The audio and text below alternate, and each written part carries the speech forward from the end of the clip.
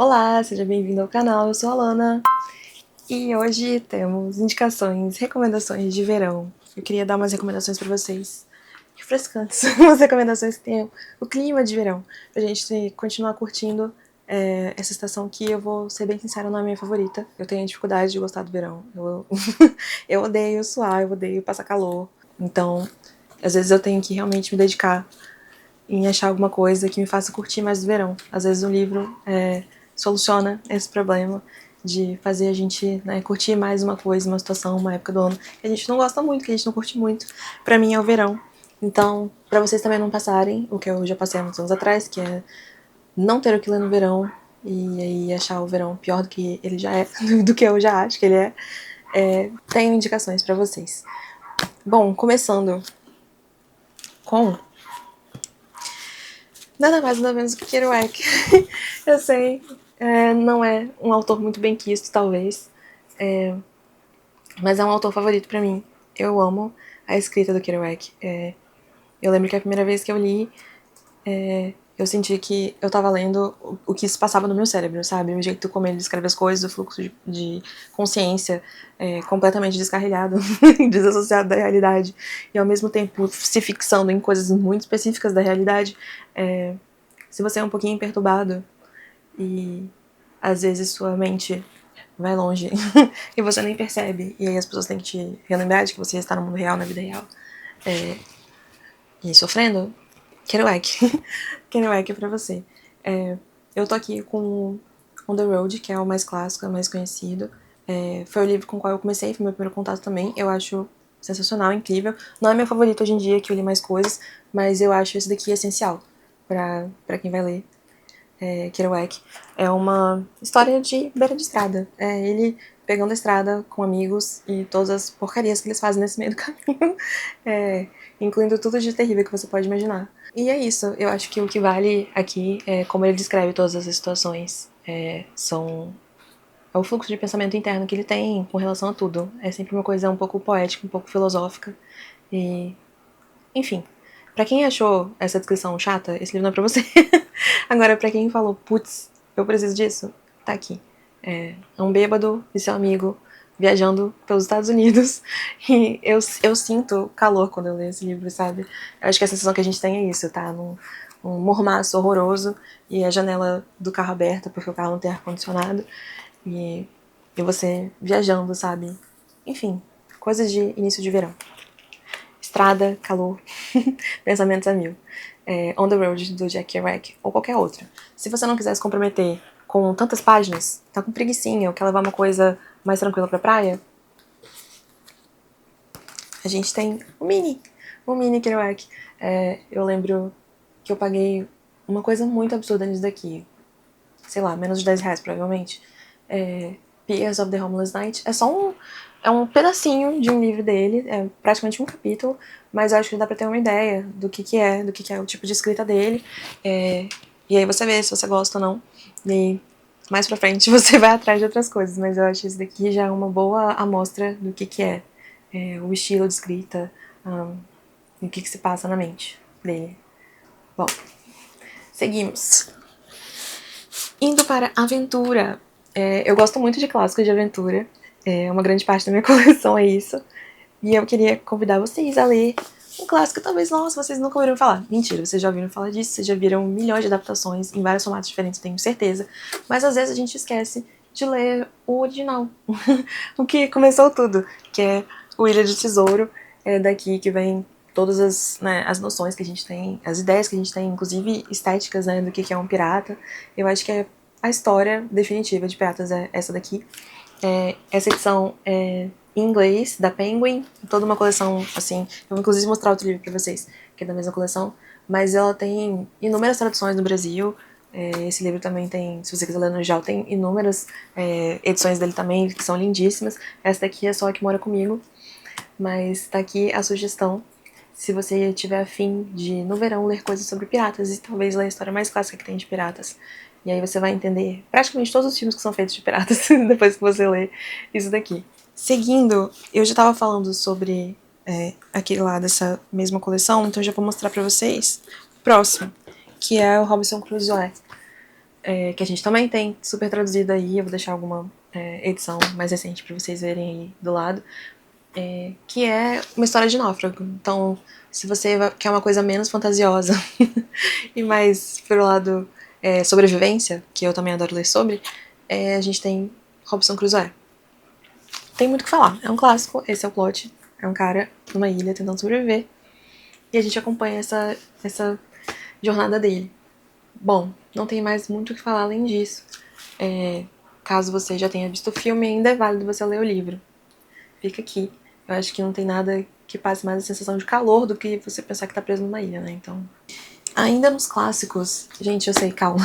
Eu vou mostrar outras coisas pra vocês, mas ainda nos clássicos, eu tenho um que é um favorito da vida, que é To Kill a Mockingbird.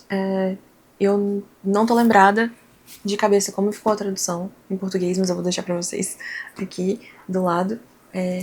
Mas ele pra mim me faz ter a sensação de verão, que é o contrário desses outros que eu citei pra vocês, que é aquela sensação de calor horrorosa, um mormaço, aquele, sabe, parece que você tá o tempo todo meio meio meio meio úmido, né, uma coisa esquisita. Eu acho que essa aqui é a sensação de verão, de tarde de verão, sabe? É uma tarde de verão em que você tá ali quando você é criança, está às vezes passando o verão na casa dos avós, ou dos seus amigos, ou em algum lugar longe de casa, diferente de casa, e meio que tudo é diferente, tudo é novo, tem muita coisa pra você olhar, tem muita coisa pra você fazer, e aquele, sabe, aquele verão suave, é uma tarde assim, é quente, mas é suportável. Eu acho que é essa a sensação, né, desse livro pra mim. Eu tenho ele muito no coração, eu amo essa história. Ela é muito delicada, assim, no jeito que ela conta, que ela lida com assuntos que são assuntos muito tristes, né, da nossa sociedade. Enfim, racismo, injustiça no sistema judiciário, e até mesmo crescer, sabe, descobertas da infância, que às vezes são coisas dolorosas, a gente descobrir como é que é o mundo, como é que são nossos pais, como é que são as pessoas de verdade, como é que é a sociedade de verdade. A gente descobrir que tem gente que não recebe uma vida justa. E, infelizmente, esse é o mundo, sabe? Então, isso tudo aqui é tratado de um jeito pelos olhos de uma criança. Então, é tratado de um jeito mais menos cru, menos pesado, menos severo, né? E acho que é por isso que esse livro tão querido pra mim. Porque ele trata de coisas que são importantíssimas e muito complicadas, mas não deixa nunca ser complicado e difícil pra quem tá lendo. Eu acho que pra completar os livros de aventura clássicos, eu não podia deixar de falar de Quem é o Rei, que é o Júlio Verne. Nessa aqui eu resolvi trazer pra vocês a Escola dos Hobbitons, que eu acho que é uma que nem todo mundo conhece, não é um nome que eu ouço sendo muito trazido quando a gente fala do Júlio Verne, mas eu acho que ele tá dentro dessas histórias super clássicas, que é uma família, né, indo parar numa ilha. Então, assim, tudo que você pode imaginar de será que tal coisa vai acontecer? Sim, acontece. Tá tudo aqui. E aí é uma história bem clássica de aventura. Eu acho que é super legal de ler junto com crianças também. Tem muita coisa que eu li mais nova e que eu acho divertidíssima assim, hoje em dia, porque ela aguça muito a criatividade, aguça muito a nossa imaginação. E mesmo eu sendo uma pessoa que não consegue imaginar perfeitamente muitas coisas, eu tenho uma certa dificuldade de conseguir visualizar assim as descrições de livros muitas vezes. Esse daqui o Júlio Verne, eu acho que ele tem um poder assim de atiçar a nossa criatividade, sabe? De você ficar imaginando esses cenários das pessoas, de como é que é a vegetação, de como é que são as coisas acontecendo, e coisas cada vez mais loucas vão acontecendo, cada vez mais absurdas vão acontecendo, e eu acho que vai te deixando engajado, assim. Talvez ela seja um pouquinho mais comprida, assim, para quem não tá acostumado com um estilo de escrita mais rebuscado, pode ser que seja um pouco mais arrastado. Mas eu acho que ainda é válido, ainda é muito válido essa história. Tentando não derrubar tudo enquanto falo com vocês. Deixa eu ver. Ai, esse daqui é uma indicação para quem? Eu nem sei especificamente pra quem que eu indicaria isso daqui. Eu só quero muito que as pessoas leiam esse livro. Eu sei que é um livro que foi, pelo menos pra mim, eu comecei a ler quando eu fui prestar vestibular, então eu tive que ler para o vestibular. E eu achei hilário, eu achei muito engraçado, muito divertido, que é o Boca do Inferno. Eu ri lendo esse livro, literalmente ri, assim, ri em voz alta. Essa aqui, ele tem uma imaginação, uma invenção, assim, de como seria o Gregório de Matos, o autor, né, que a gente estuda lá, né, pro vestibular, como é que seria ele na vida real, assim. Eu sei que ele é uma figura que existiu, mas a gente não tem assim, uma, um relato acurado do que foi a vida dele, né? Não num formato, assim, tão minucioso, né? Então esse livro, ele faz uma novelização, assim, ele faz uma imaginação mesmo. Eu acho que é uma invenção do que seria a vida de um período dele aqui, desse autor. E é muito divertido, porque são as coisas, assim, mais absurdas que você pode imaginar. Se passa na Bahia, então, se você quer clima de verão, estamos aqui, calor. E é muito divertido, todo mundo é desbocado. Ele é absurdamente, assim, sem filtro. Olha, esse aqui é muito divertido. Eu sei que tem gente que já vai torcer o nariz porque esse aqui de vez em quando é indicado para vestibular, mas é muito divertido, de verdade, gente. Ainda em livros nacionais, eu tenho um que vocês vão talvez torcer o nariz mais ainda, porque é uma não ficção, mas é uma não ficção sobre música. É uma não ficção sobre música brasileira e, na verdade, ele fala dos bastidores, né?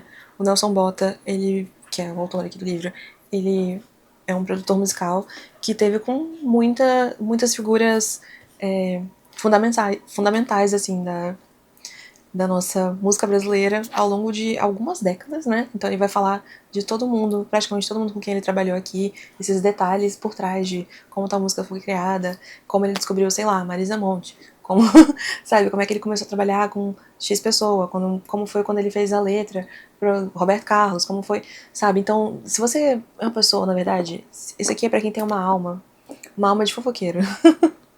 E tem poucos assuntos, assim, que eu tenho vontade de ficar sabendo desse tipo de coisa, sabe? As picuinhas, como é que tal coisa foi feita, como tal coisa foi produzida, qual é a história por trás daquilo, o que as pessoas comeram no dia que elas, sei lá, produziram a música X. Se você tem essa alma de fofoqueiro, tá aqui. Eu acho que música é uma das poucas que eu tenho essas curiosidades, assim, de saber muito especificamente do que tem por trás das pessoas, de como é feito. Talvez porque seja um mundo que esteja muito distante, assim, da minha realidade, eu não tenho nenhum contato. Então, eu fico mais curiosa ainda, e por isso que eu gosto tanto desse livro. E ele não como é que eu vou dizer? Ele não é técnico, sabe? Ele não vai falar de uma coisa assim, de um jeito frio, de um jeito distante. Muito pelo contrário, isso aqui é muito divertido, ele te envolve muito quando você vê que você já terminou o livro, que você tá querendo saber, e quando tal coisa aconteceu, e aí ela se liga com outro evento, com uma outra parte de um outro, e aí entra um outro cantor, ou entra um outro músico, e aí quando você vê, já passou. É muito bom mesmo, parece um livro grande, mas eu tô falando sério com vocês não vão sentir que ele tá passando. Muito bom, Noites Tropicais. Não vejo muita gente falando sobre. Esse daqui, inclusive, nunca me foi indicado, assim. Eu roubei. Catei da minha tia. Não é essa edição específica, a dela eu devolvi. Eu juro, devolvi. Essa daqui é minha. Mas era de um livro dela que tava lá. Por acaso catei, fui ler, li rapidão. E aí virou um que eu preciso ter sempre em casa, porque é muito divertido. De vez em quando eu dou uma relida nele. Aí ao longo dos anos. E agora, ainda falando sobre nacionais, tem provavelmente minha autora favorita escrevendo em português. Não sei, eu acho que sim, talvez, por enquanto. É isso. Lígia Fagundes Telles. Tem dois livros que eu acho que se encaixariam nesse clima de verão, assim, que passam essa sensação de verão da Lígia, que é Verão no Aquário, né, óbvio, e Antes do Baile Verde, que eu acho que eu gosto mais, talvez. Ele não é uma narrativa inteira, assim, um romance como o Verão no Aquário, mas são vários contos juntos. Se você tem uma certa preguiça de ler um livro inteiro, assim, e ficar perdido na história, demorar muito e tal, esse aqui você pode pegar e ir lendo a conta-gotas, né? Lê um conto, espera, pega depois, lê mais. E todas as histórias têm um pouquinho, assim. Eu acho que tem uma principal, que se passa no carnaval, que eu lembro quando eu li durante, inclusive, o período de carnaval. Eu falei, meu Deus, eu tô num turbilhão de carnaval, de calor. Eu acho que é perfeito pra esse período, que todas elas têm essa sensação, né, de mormaço, de calor, de verão, de gente na rua, enfim, alegria, carnaval. E eu acho que não é uma associação muito comum que a gente tem com a Lígia, né? Mas eu acho que esse livro exemplifica bastante isso. Por último, dos livros que estão na estante que eu gostaria de falar com vocês, para o verão, é da Agatha Christie, A Morte no Nilo. É um clássico também, né? Eu acho que dos mais famosos que a gente tem dela, né? Que a galera conhece. Especialmente dos casos do Poirot. Esse aqui eu acho que é o mais apropriado pro verão. Eu gosto muito de ler Agatha num período que a gente tá com um clima mais ameno, assim, pra eu me sentir mais, né?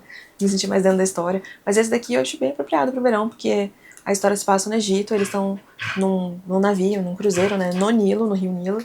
E tudo acontece ali dentro. O assassinato, a, a descoberta, todos conhecer os personagens, tudo mais, tudo é ali.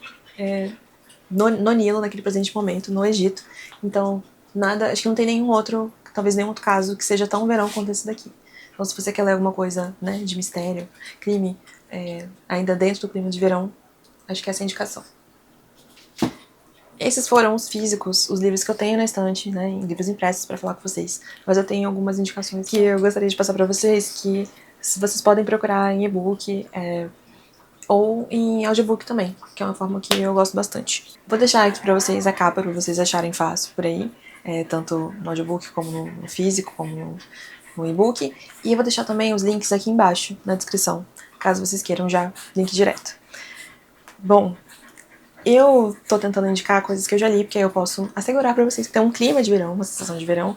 E eu acho que o que mais, assim, foi perfeito pra mim nesse verão agora, pelo menos no mês passado, que eu li, foi uma HQ que chama Aquiporn Cove. Eu acho que ela não tem traduzida ainda para português, mas se você tiver, assim, um inglês básico, você consegue dar conta dessa HQ. Eu juro pra você que é muito tranquilo, porque ela tem pouco diálogo, assim. Eu acho que tem mais...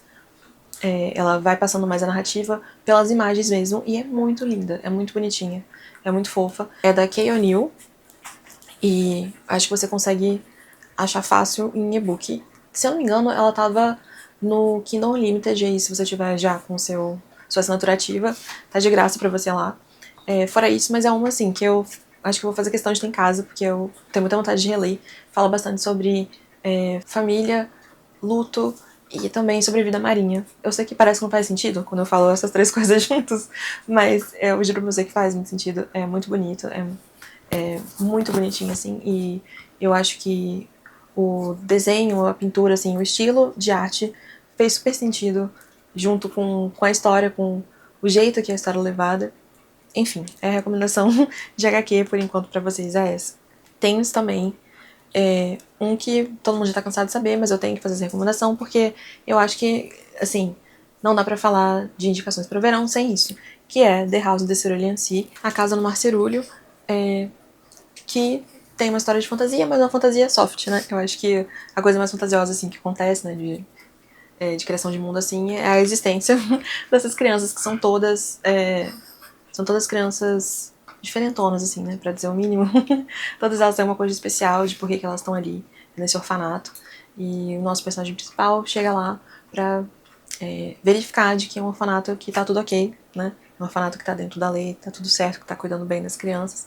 E daí pra frente vai se desenvolvendo, né? Criando esses laços de amizade, de companheirismo com todo mundo lá. Mas os personagens em si, eu acho que são a cereja do bolo. Porque cada um tem uma personalidade muito característica, assim. E é muito divertido. É bem levinho. É pra quem quer uma coisa que aquece o coração, pra quem quer, pra quem quer uma fantasia suave, aconchegante. Sem, assim, você não vai achar nada super animado, cena de luta, correria, assim, nada high stakes vai acontecer nesse livro, sabe? Mas eu acho que tem um público certo. Eu sei exatamente pra quem, assim, se eu tô falando, você tá ouvindo isso e você fala, nossa, finalmente tem uma coisa assim, pois é esse livro, você vai amar. Agora uma indicação pra quem tá do lado oposto, que não quer nada muito tranquilo, nada muito suave. Esse livro é um soco, assim, no estômago, quando eu li. Ele é super curtinho, mas assim, você vai ficar pensando sobre ele por um bom tempo, que é o Lágrimas de Carne, da Fernanda Castro. Eu li ele em e-book, eu não me lembro se tava disponível no Kindle Unlimited, alguma coisa assim, mas é uma das melhores coisas, assim, que eu li de fantasia nacional, recentemente, pelo menos, e não que eu tenha lido muito também, né, vou ser bem honesta que eu não li muita coisa nacional, assim, eu tô começando a voltar, a tentar achar coisas legais, assim, agora, Mas esse foi um belo soco, um belo soco de verdade, assim. Uma inspiração bem folclórica, folclore brasileiro, e muito original mesmo. Mas você tem que ir com o estômago preparado, porque não é muito tranquilo, assim, eu diria. Tem cenas e temáticas que são bem pesadas, assim. Mas vale muito a pena. Se você tiver ok, preparado, seja o seu estilo, achei fantástico. Seguindo com The Girl From Everywhere, eu vou colocar pra vocês aqui, em português, se tiver já. Mas é um livro que, surpresa, se passa num navio. É uma menina que ela descobre, né, coisas sobre ela, enfim, um clássico. E ela acaba indo parar num navio que não está exatamente no tempo dela, assim, no tempo da vida dela. E eu acho que, né, se a gente tá falando de verão, mar, aventura, piratas, lendas, tudo isso está envolvido nessa história. E eu acho que é sempre condizente essa temática. Vocês estão ouvindo, mas a gente tá com convidados especiais hoje, né? Pra variar, que não conseguem me esperar. Opa! Que não conseguem me esperar terminar de gravar. Aí ele tá aqui também avaliando minhas indicações. Outra indicação seria o Magic Mark the Spot, da Caroline Carson. É um livro infantil, mas fazia tempo que eu não me divertia tanto com livro infantil, por incrível que pareça. Ela também tá nessa temática de ter piratas, mas no caso, a protagonista, ela não é uma pirata, ela quer ser uma pirata, e aí tudo que ela faz para conseguir se livrar de ir para a escola de boas maneiras para meninas educadas e tentar se tornar uma pirata assim, é muito engraçado tudo que ela passa, o que ela faz os pais passarem e o que mais ela faz, assim, o ajudante dela passar, que é uma figura lendária. Assim, eu não vou não vou dar o spoiler pra vocês, mas eu achei muito diferente, assim, essa escolha de ajudante que a gente tem com ela. São 3 livros, passa, assim, num piscar de olhos, muito divertido, não só para crianças, para adultos também. Agora, falando de ficção histórica ou recontos de lendas clássicas, né? Recontos de lendas. Conto de lendas gregas. A gente tem Madeleine Miller. Eu tenho um livro favorito que eu conversei com vocês sobre, que é o Circe, né? O outro livro dela, que é o que eu acho que eu recomendaria mais para o verão, que é A Canção de Aquiles, que fala, claro, da lenda de Aquiles, né? A história do Aquiles. E do amigo dele, que nessa história acaba se tornando um par romântico, né? É um livro que já fez a ronda, né? Pelo BookTok. Pelo BookTok. E é uma história, assim, é uma ficção histórica, mas também um romance, mas também um romance de formação. Muito bonito. A escrita da Madeleine é muito rebuscada, assim, de uma certa forma. Eu não diria nem rebuscada, na verdade. A escrita da Madeleine, ela é bem construída, muito detalhada. É como se fosse uma Ourives, assim, sabe? Ela vai te dando pedacinhos, assim, relances do que ela quer te passar como mensagem através das escolhas de palavras que ela tem. Eu acho que pra mim, pelo menos, foi essencial ter lido em inglês, porque eu acho que teria perdido muito da tradução. Mas eu tenho certeza que provavelmente a tradução tem uma tradução boa, legal, senão as pessoas não estariam tendo essa recepção ótima com os livros dela aqui no Brasil também, os traduzidos.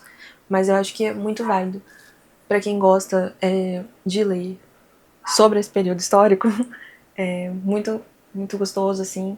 É uma história que talvez vai quebrar seu coração um pouco, talvez você vai dar uma choradinha, mas eu acho que vale a pena. É muito bonito e não deixa de ter essa sensação, assim, Grécia, verão, calor. Vamos pro próximo, Faísca. Você quer anunciar o próximo? O próximo é Ghost World, do Daniel Klaus, que é uma outra HQ, é uma HQ favorita da vida. Ai, poxa, acho que essa eu tenho, mas tudo bem. Não peguei a tempo. É uma outra HQ sensacional, especialmente pra quem tá numa fase, assim, de mudança na vida. Eu acho que é isso. A história são 2 adolescentes, acho que tem uma adolescente que é a principal ali, que ela tá nessa encruzilhada, assim, da vida, sabe? Do que ela faz, pra onde ela vai, que faculdade ela escolhe, ela quer ficar na cidade dela, ela não quer, ela quer mesmo fazer faculdade ou não. E as inseguranças normais, habituais, né, da cidade, mas que eu acho que são coisas que a gente passa na vida em ciclos novamente, sabe? Em vários momentos diferentes a gente passa por isso, de decidir coisas que a gente não se sente preparado para decidir ainda e ficar num certo limbo ali, a gente tentar segurar o tempo possível naquilo dali, para não ter que tomar uma decisão que a gente sabe que é uma decisão muito fundamental. Esse é um livro para esse momento exato, assim. E como elas estão passando por isso, assim, no verão, né, pós-escola, que elas estão ali de férias, né, ainda tentando se resolver com essas coisas da próxima tomada de decisão antes de vir o ano letivo seguinte, tem essa sensação muito de verão, daquela semana que você acabou de sair da escola, sabe? Tá, é a primeira semana de férias, ainda tem aquele residual, assim, do peso do ano letivo. Eu acho que é muito isso. E pra quem tá nessa encruzilhada de tomada de decisão na vida, seja em qual capítulo for, é um livro que traz um certo conforto. Outra HQ que eu jurava que eu tinha comigo, não sei onde foi parar, chama Guadalupe. Ela se passa no México, e ela também, como eu tinha mencionado lá quando eu falei sobre o Jack Kerouac, eu acho que tem um clima de verão porque ela é uma HQ que acompanha alguém que tá indo na estrada resolver alguma coisa. No caso, ela tá indo na estrada num furgão atrás de chegar a tempo de um enterro de um familiar. E é lógico que nessa estrada ela vai ter, né, várias realizações de coisas da vida dela, as paradas que ela vai fazendo ao longo do caminho. Ela vai conhecendo pessoas e tendo, né, insights do que ela deveria. Eu acho que livros, HQs, filmes que se passam em viagens, assim, né, que a gente acompanha a pessoa na estrada, especificamente, sempre tem essa sensação de verão, de calor. E eu acho que esse se passando no México, né, tenho mais essa associação do que muitas outras, né. Fica aí a dica, uma HQ super rapidinho, mas que trata de coisas de um jeito nada raso. E aí, ainda em outros formatos que não só livros, eu queria falar com vocês sobre Alto da Barca do Inferno, que é uma peça de teatro, que é super curtinha, minúscula. Eu, inclusive, deveria ter mostrado pra vocês, porque ela é realmente muito pequenininha. E é super rápida, mas é muito divertida. É outra que eu ri alto lendo. Talvez seja tenha uma trava aí, que é a linguagem, porque ela foi escrita, se eu não me engano, por volta de 1500, alguma coisa assim, 1400, alguma coisa muito distante da gente, né, da nossa realidade, do nosso vocabulário, da nossa linguagem. Talvez isso seja uma trava pra você, mas eu juro que se você começar, quando você vê, já tá fluindo, você vai estar dentro do que tá rolando ali, e assim, é bem absurdo. Nada mais é do que as pessoas na barca, depois de mortas, né, indo para o inferno, a caminho do inferno, a caminho do julgamento, né, delas, que elas acreditam que pode ainda acontecer, delas irem pro céu, para o inferno. E a gente vê, assim, os exemplos mais característicos, né, daquela época. Então, a gente tem um padre, a gente tem cada classe, assim, que tá representada ali, né, e nos personagens cada classe tá representada tanto com, né, com suas bondades em vida aparentes e com seus defeitos também. E seus pecados escondidos também, né? Que eu acho que é o que mais tinha. E é isso, eu acho que é engraçado porque a gente vê muita coisa refletida ainda hoje nisso, né? No que a gente vê. Mas é, assim, muito rápido, válido, dá pra levar pra praia pra ler.